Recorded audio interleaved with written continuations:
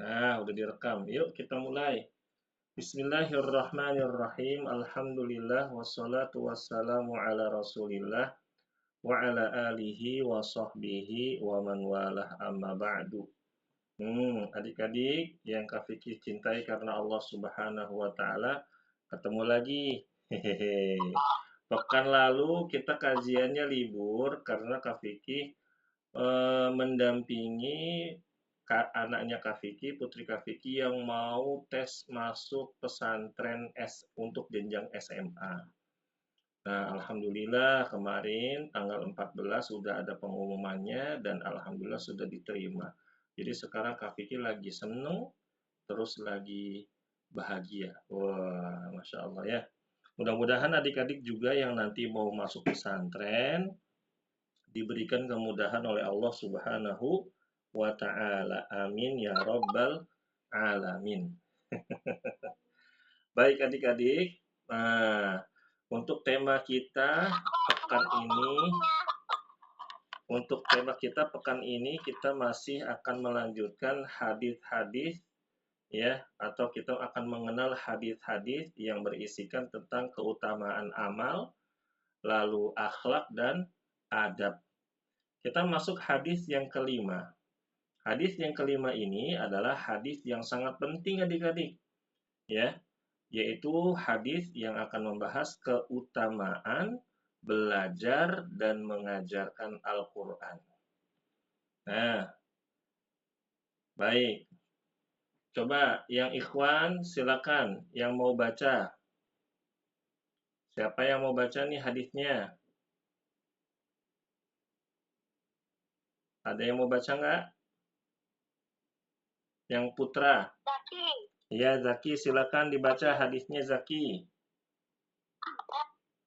An Utsman an Utsman bin Affan radhiyallahu an Nabiyyi sallallahu alaihi wasallam qala khairukum man ta'allama al-Qur'ana wa 'allamah. Bagus. Coba sekarang yang perempuan, yang putri yang mau baca siapa hadisnya?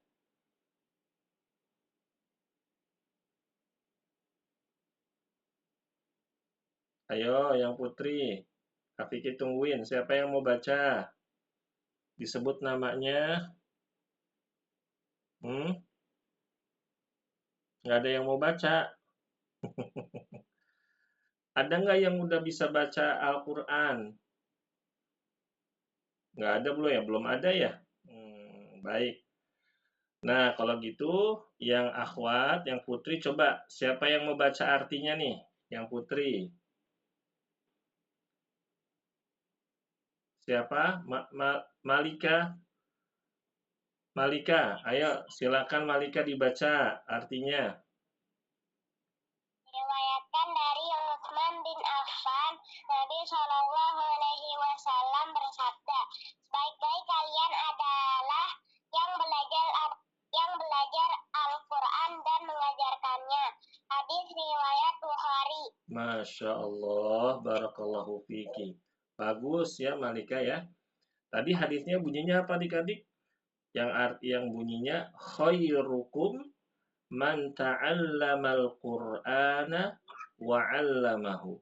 Ya, yang artinya adalah sebaik-baik kalian adalah yang belajar Al-Qur'an dan mengajarkannya.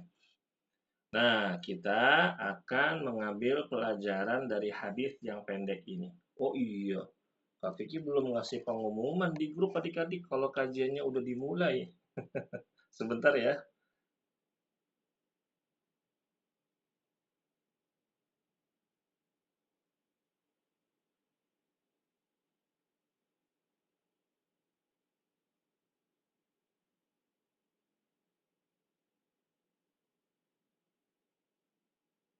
Nah, sudah.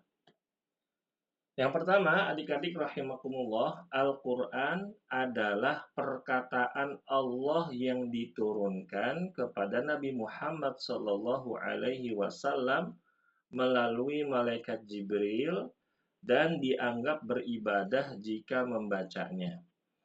Ya, adik-adik, Al-Quran adalah perkataan siapa? Perkataannya Allah. Kalamullah. Al-Quran itu bukan makhluk, ya.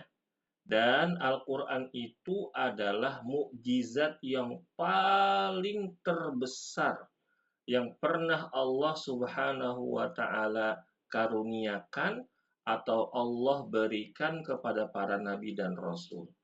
Allah memberikan mukjizat yang paling istimewa kepada nabi yang istimewa juga, yaitu Nabi Muhammad Shallallahu Alaihi Wasallam. Dan itu melalui perantaranya siapa? Malaikat Jibril alaihi salam. Wah, berarti Kak Vicky, Al-Quran itu istimewa banget ya. Al-Quran itu firman-Nya Allah, perkataannya Allah. Terus Al-Quran merupakan mukjizat yang paling istimewa yang Allah berikan kepada para nabi dan rasul. Terus diturunkan atau diberikan kepada nabi yang paling mulia, yaitu Nabi Muhammad Shallallahu Alaihi Wasallam, dan juga diperantarai atau disampaikan melalui malaikat yang mulia juga, malaikat yang paling dekat dengan Allah Subhanahu wa Ta'ala, yaitu malaikat Jibril. Oleh karena itu, adik-adik, kita bersyukur jadi umatnya Nabi Muhammad.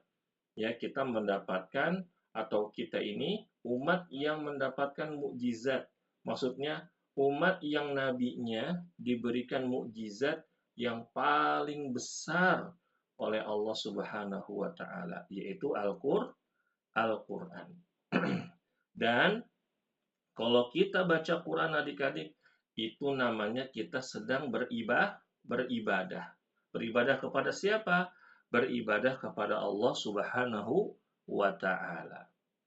Berikutnya, orang yang paling utama di dalam Islam, ya maksudnya orang yang paling top markotop, adik-adik, orang yang dikasih jempolnya dua, orang yang hebat ya di dalam Islam adalah orang yang rajin mempelajari Al-Quran dan mengajarkannya kepada orang lain. Nah, Kak Vicky, kan aku masih kecil sekarang. Aku belum bisa ngajarin Al-Quran. Jadi aku harus gimana dong? Gunakan waktu kalian di masa kecil sekarang ini fokus untuk belajar ngaji, belajar Al-Quran. Mulai menghafalkan Al-Quran pelan-pelan sampai kalian terbiasa menghafalkan Al-Quran. Lalu nanti ketika sudah dewasa, ketika sudah menjadi seorang pemuda dan seorang pemudi, kalian punya hafalan Qur'annya banyak, terus udah bisa ngajarin ngaji, kalian baru deh ngajar ngaji, ya. Begitu. Sekarang fokusnya adalah belajar dulu adik-adik rahimakumullah. Lalu adik-adik rahimakumullah yang Kak Fikri sayangi karena Allah Subhanahu wa Ta'ala, hadis ini juga menerangkan, menjelaskan bahwa nilai amalan-amalan itu bisa berbeda-beda. Ada amalan yang utama banget. Ada amalan yang utama tapi biasa aja. Ada amalan yang kurang utama. Contohnya kayak apa Kak Vicky? Contohnya, sholat wajib. Sholat 5 waktu yang wajib. Sholat yang paling afdol, adik-adik, sholat yang paling besar pahalanya adalah sholat 5 waktu. Yaitu sholat subuh, sholat subuh, kok sholat isya sih? Sholat subuh, sholat zuhur, sholat asar, sholat maghrib, sholat isya. Ini yang paling utama, yang paling jempolan. Terus Kak Vicky setelah itu sholat apa lagi? Yang paling di bawahnya, ya, sholat yang utama, tapi nggak utama-utama banget adik-adik, yaitu sholat tahajud. Sholat tahajud. Atau sholat witir. Setelah sholat isya kita sholat witir adik-adik.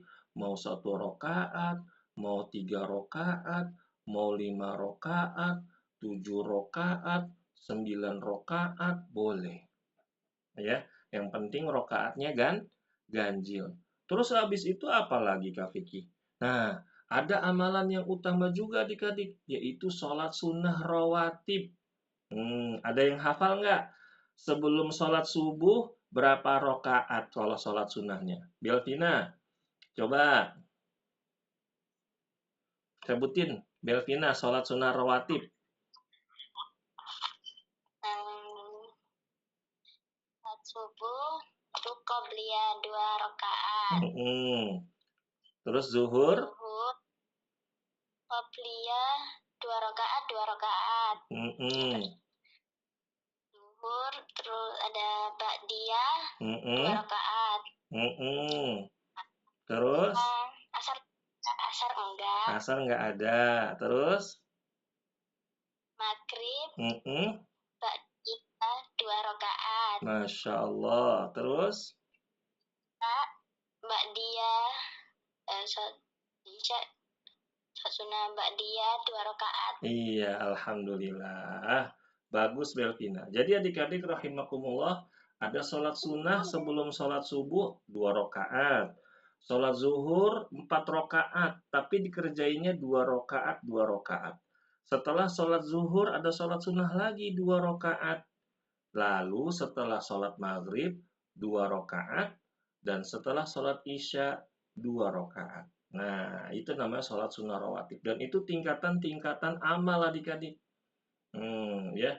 Berarti Kak Vicky, kalau misalkan aku rajin sholat sunnah, enggak ngerjain sholat wajib, itu gimana? Enggak boleh adik-adik, dosa. Ya, kita harus utamakan sholat yang wajib lebih dahulu. Begitu. Lalu kemudian adik-adik rahimakumullah, cara belajar Al-Quran adalah dengan memulainya dari belajar mengenal huruf. Ini alif, ini ba. Huruf ba kayak mangkok, tapi ada basonya jatuh satu. Terus huruf ta kayak mangkok juga, tapi basonya ada 2. Masya Allah. Terus huruf ta kayak mangkok juga Kak Vicky, tapi basonya ada 3. Aku mau ngambil ta aja karena basonya banyak. Iya adik-adik ya, biar kenyang Kak Vicky. Iya deh. Nah, gitu adik-adik cara mengenal huruf-huruf dulu. Alif, ba, ta, ta, jim, ha, ho. Nah, seperti itu sampai huruf ya. Nah, itu dihafalkan. Jangan belum hafal, belum bisa ngaji, jadi guru ngaji. Salah ya, nggak boleh adik-adik. Hukumnya haram. Kita harus pintar dulu ngajinya, baru belajar, baru kemudian mengajarkan Al-Quran. Lalu setelah itu, setelah kita mengenal huruf adik-adik, kemudian kita belajar membacanya. Sehingga tidak ada salah-salah lagi. Biasanya nih suka ketuker antara huruf jim sama huruf ho. Huruf ta sama huruf shin. Huruf apalagi dal sama huruf zal. Huruf sod ketuker sama huruf to, huruf bod ketuker sama huruf vo. Nah, kalau masih ketuker-tuker hurufnya, gimana mau jadi guru ngaji adik-adik ya? Harus belajar dulu, belajar dulu. Nah, kemudian adik-adik setelah itu kita belajar baca Qur'annya dengan tajwid, ya. Dan suara kita sebisa mungkin suaranya biar indah, ya.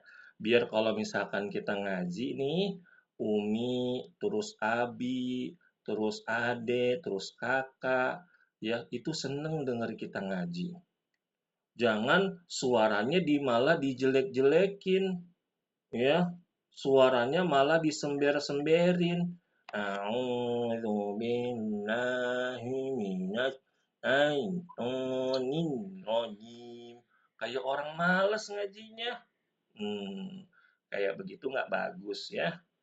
Nah, yang terpenting adik-adik, kita harus cari guru ngajinya yang pinter. Harus cari guru ngajinya yang apa? Yang apa ya? Yang ahli begitu, ya. Jangan cari guru ngajinya yang sembarangan. Nah, terus adik-adik rahimakumullah, ini mohon maaf, Kak Vicky membagikan layar masih ada nggak adik-adik? Udah nggak ada ya? Hilang ya? Ada. Tidak ada. Ya, sebentar ya. Semoga nanti. Sebentar, Kak Vicky-nya mau kasih pengaturan dulu. Soalnya tadi ada yang mainin apa namanya? Ada yang mainin Google Meet-nya. Kejadiannya seperti yang lalu, membagikan layar. Adik-adik, kalau ngaji itu harus didampingi sama orang tuanya ya, biar enggak apa, biar enggak melakukan kesalahan.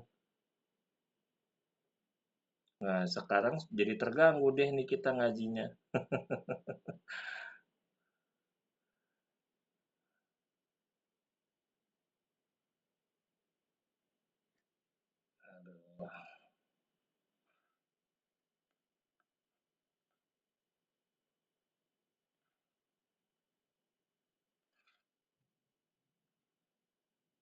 Nah, sudah belum?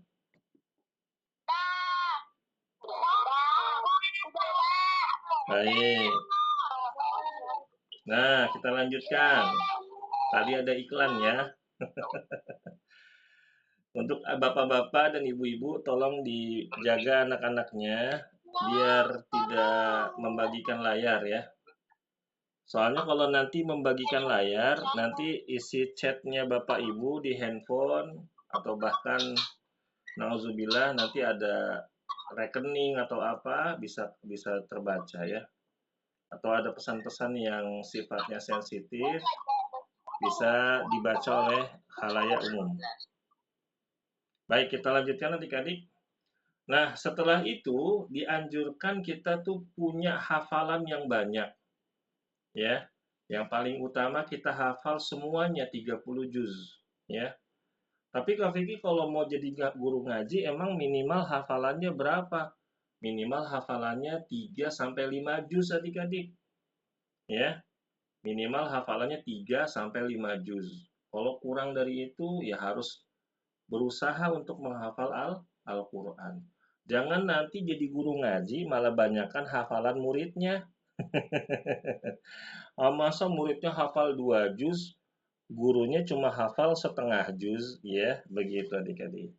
Kemudian setelah itu dianjurkan untuk memahami isi Al-Quran beserta penjelasannya di dalam buku-buku tafsir. Tapi kalian ini nanti belajarnya kalau udah besar, ya. Begitu. Kemudian setelah merasa mampu untuk mengajarkan Al-Quran, maka barulah mengajarkan Al-Quran kepada orang lain. Jangan sampai adik-adik kita itu mengajarkan Al-Quran tanpa ilmu, ya, ya begitu. Nah, jangan sampai juga kita itu kalau misalkan belajar mencari guru atau umi dan abinya nyariin guru ngaji itu asal-asalan. Nanti hafalan Al-Qur'annya jadi rusak, bacaan Al-Qur'annya jadi jelek, nggak sesuai tajwid ya. Begitu adik-adik rahimakumullah. Lalu adik-adik, membaca Al-Qur'an itu banyak sekali pahalanya. Kata Nabi Muhammad SAW, satu huruf yang dibaca akan diberikan 10 kebaikan oleh siapa? Oleh Allah Subhanahu wa Ta'ala. Alif Lam Mim. Berapa huruf adik-adik? 3. 3 dikali 10. 3 dikali 10 berapa adik-adik? Betul 30. Pak Fikri, berarti kita cuma ngaji baca alif lam mim doang aja udah dapat 30 kebaikan. Iya adik-adik, banyak pahalanya. Kalau gitu aku mau semangat belajar ngajinya. Aku mau semangat baca Qur'annya. Bagus adik-adik, emang harus seperti itu ya. Kita harus semangat baca Qur'an. Sehari kalian murojaah hafalan Qur'annya minimal setengah juz atau minimal 4 halaman ya. Biar apa? Biar hari-harinya nanti akan diberikan keberkahan oleh Allah. Lalu adik-adik, membaca Al-Quran juga akan mendatangkan keberkahan. Kak Vicky suka ngomong keberkahan, aku lupa keberkahan itu apa sih? Keberkahan itu adik-adik, kebaikan yang sangat banyak. Ya, bahkan saking banyaknya sampai enggak habis-habis, sampai menetap, enggak pindah-pindah. Itulah keberkahan. Makanya kalau misalkan hidup kita nih adik-adik atau waktu kita nggak berkah, waktu itu nanti berjalannya sangat cepat sekali. Baru tadi pagi kita bangun tidur. Tahu-tahu masa udah malam lagi? Nah, waktu berjalan sangat cepat. Berarti di hari itu kita kurang ibadahnya. Ya, kita kurang berbakti sama orang tua, kurang berbakti sama guru, gurunya lagi nerangin, gurunya lagi ngajarin, malah ngobrol di belakang sama temen, malah mainan, malah gambar-gambar. Hehehe, siapa tuh yang kayak gitu? Atau malah jahatin temennya di sekolah, temennya dikata-katain, temennya pensilnya diumpetin, bukunya diumpetin. Jahil ya adik-adik ya, jangan ya. Nanti bisa menjadikan hari kita itu kurang berkah gitu. Lalu membaca Al-Quran juga adik-adik bisa mendatangkan kesehatan, bahkan menyembuhkan penyakit adik-adik. Dan ini beneran, nggak bohong. Kalau misalkan kalian sakit, kalian baca Quran yang banyak adik-adik. Nanti Allah kasih kesembuhan. Kak Vicky, tapi aku kan lagi sariawan. Itu gimana? Aku nggak bisa buka mulutnya. Ngajinya gimana? Kalian bisa dengerin MP3 Al-Quran adik-adik. Ya, bisa dengerin apa? MP3 Al-Quran, dengerin radio, dengerin tilawah, atau minta dibacain sama Abi atau sama Umi atau sama kakak. Nah, gitu. Kemudian, Al-Quran akan menolong siapa saja yang rajin membacanya di akhirat nanti. Adik-adik, nanti kan kita akan dihisap sama Allah Subhanahu wa Ta'ala. Kita akan ditanya, kita tuh di dunia dari bayi, dari kecil sampai kita meninggal, itu kita ngapain aja? Umurnya dihabiskan untuk apa? Hartanya dihabiskan untuk apa? Ilmunya diamalkan atau enggak? Nanti akan ditanya. Tapi kalau misalkan kita nih adik-adik rajin baca Quran, rajin menghafal Quran, murojaah Al-Quran karena Allah Subhanahu wa Ta'ala, nanti Al-Quran akan datang membela kita. Al-Quran bilang sama Allah, "Ya Allah, sesungguhnya dia ketika di dunia menjadikan malamnya seperti siang harinya." Maksudnya apa Kak Vicky? Dia ketika orang-orang lagi bobo adik-adik, ketika orang lagi tidur, tengah malam, dia bangun, dia sholat tahajud, dia baca Al-Quran. Sampai subuh, Masya Allah. Ya. Nah, itu nanti akan ditolong sama Al-Quran. Tapi Kak Vicky, kalau misalkan aku ngajinya cuma pagi atau maghrib, itu bisa nggak? Bisa adik-adik. Kalau kalian rutin. Terus yang penting adik-adik bukan hanya dibaca saja, tapi kita amalkan. Kalau Allah bilang nggak boleh durhaka sama orang tua di Al-Quran nih Allah bilang jangan durhaka sama orang tua. Nah, kita amalkan, kita nggak durhaka sama orang tua. Gitu ya. Terusnya adik-adik, Allah akan mengangkat derajat orang yang mau belajar Al-Quran, kemudian dia kembali mengajarkannya. Kak Vicky, maksudnya mengangkat derajat itu seperti apa sih? Dia jadi orang keren gitu, orang yang viral begitu. Enggak adik-adik. Allah mengangkat dia di dunia dari sisi amal solehnya. Orang-orang yang melihat dia, Allah jadikan orang tersebut sayang sama dia, cinta sama dia, peduli sama dia, walaupun dia cuma guru ngaji, walaupun dia cuma guru TPA, walaupun cuma guru pesantren atau guru SD. Tapi karena apa adik-adik? Karena dia belajar Al-Quran, dia menghafalkan Al-Quran, dia mengajarkan Al-Quran ikhlas karena Allah, bukan mengharapkan imbalan apa-apa. Ya, murni karena Allah, Allah akan jadikan manusia itu apa adik-adik? Cinta sama dia. Kak Vicky tahu dari mana? Ya, ada hadisnya adik-adik. Jadi Allah Subhanahu wa taala itu kalau udah cinta sama orang, udah cinta sama hambanya, maka Allah akan kumpulin semua malaikat. Ya, terus Allah bilang, "Wahai malaikat, aku sesungguhnya sayang." Atau di dalam riwayat yang lain adik-adik Allah memanggil Jibril. "Wahai Jibril, sesungguhnya aku mencintai si fulan, maka cintailah dia dan kabarkan ke seluruh penjuru langit dan penduduk bumi bahwa aku mencintai dia."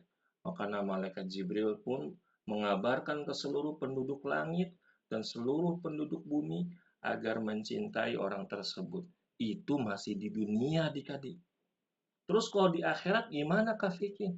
Kalau di akhirat nanti adik-adik, nah pada pertemuan yang lalu sudah Kak Vicky sampaikan bahwa kata Abdullah bin Abbas di dalam tafsirnya Al-Imam Qurtubi rahimahullah ta'ala, kalau Kak Vicky nggak salah ingat ya, beliau mengatakan bahwa surga itu jumlahnya, tingginya, tingkatannya sebanyak jumlah ayat yang ada di Al-Quran.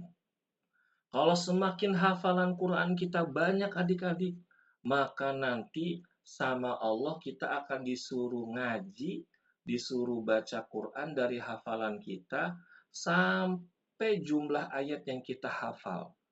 Misalkan kita hafal 1000 ayat, Masya Allah. Banyak amat Kak Vicky. Berarti nanti kita ada di tingkat 1000 adik-adik. Ya, derajatnya tinggi. Kak Vicky, aku cuma hafal surat Al-Ikhlas doang. Al-Ikhlas berapa ayat adik-adik? Empat. Berarti tingkatnya di surga berapa ayat? Berapa? Cuma 4 doang. Sama yang hafal 1000 kira-kira tinggian mana adik-adik? 1000. Kalian mau hafalnya 4 ayat doang apa 1000 ayat? Beneran enggak? Beneran apa enggak? Mudah-mudahan ya, Kak Vicky doakan seluruh adik-adik yang ikut kajian sore ini atau petang ini atau adik-adik yang mendengar, mudah-mudahan menjadi penghafal Quran semuanya. Amin ya robbal alamin. Nah, adik-adik, terakhir nih adik-adik nih. Di dalam Al-Quran banyak surat-surat yang apabila dibaca akan mendapatkan keutamaan.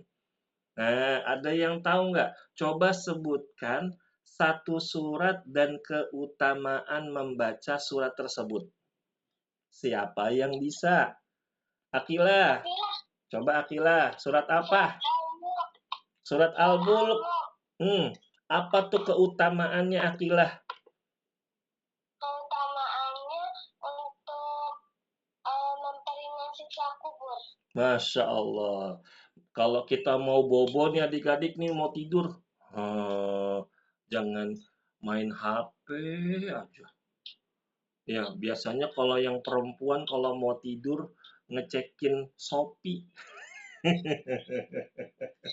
Ya, adik-adik ya.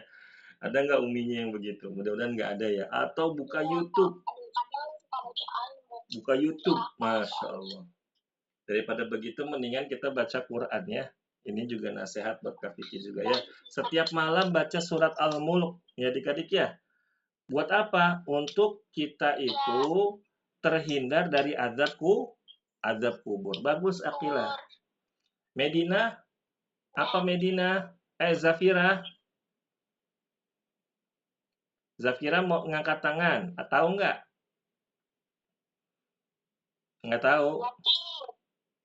Siapa lagi yang tahu? Ah, apa Zaki? Apa? Zaki. Iya Zaki. Apa Zaki? Surat apa? Al-Kahfi. Surat Al-Kahfi. Apa tuh keutamaannya Zaki? Surat Al-Kahfi. Pada hari kiamat nanti akan terhindar atau selamat dari fitnah Dajjal. Iya, kalau kita biasa baca surat Al-Kahfi atau kita menghafal 10 ayat dari surat Al-Kahfi, ya, dari awal sampai ayat 10 kita akan bisa dibebaskan dari fitnah Dajjal. Siapa lagi yang tahu surat dan keutamaannya? Ada banyak tahu adik-adik. Kaisa. Kami lagi. Nanti Surat Al-Waqiah. surat Al-Waqiah apa tuh Kaisa? Surat Al-Waqiah keutamaannya? Dijauhkan dari kefakiran. Dijauhkan dari kefakiran. Masya Allah. Barakallahu fi Kaisa. Tapi Kak Vicky luruskan boleh Kaisa. Adik-adik, membaca surat Al-Waqiah itu di keutamaannya itu katanya bisa mendatangkan kekayaan dan menghilangkan dari kefakiran. Cuma hadisnya itu yang membicarakan keutamaannya itu belum bisa dianggap hadis yang sahih. Ya, begitu. Tapi memang banyak di Indonesia yang bilang begitu. Tapi bagus Kaisa ya. Masya Allah. Barakallahu fiik. Ada yang lain? Satu lagi terakhir. Al-Baqarah. Siapa tuh? Al-Fatihah. Al-Fatihah. Zafira deh. Zafira dari tadi. Apa keutamaannya Zafira membaca surat Al-Fatihah? Mendapatkan pahala seperti membaca sepertiga Al-Quran. Sepertiga. Bukan sayang. Bukan. Seperti membaca semua Al-Quran. Kalau yang sepertiga itu surat Al-Kafirun. Ya, Masya Allah. Tapi bagus Zafira. Barakallahu fi. Nah, gitu adik-adik. Ngomong-ngomong, surat Isya jam berapa adik-adik? Oh, 3 menit lagi. Oh iya, nih di Kafiki sudah mau adzan juga. Iya. Baik adik-adik. Ya, adik-adik untuk hari ini mungkin kita cukupkan dulu ya. Insya Allah untuk hadis berikutnya judulnya adalah doa adalah ibadah. Karena udah mau adzan Isya, ya kan kita harus ke masjid yang laki-laki ya. Kalau misalkan perempuan, sholatnya di rumah aja ya. Baik adik-adik rahimakumullah, hari ini kita cukupkan dulu. Yuk kita baca doa kafaratul majelis yuk. Subhanakallahumma wa bihamdika ashhadu an la ilaha illa anta astaghfiruka wa atubu ilaik. Assalamualaikum, dadah. Wa jazakumullah khairan adik-adik. Waalaikumsalam.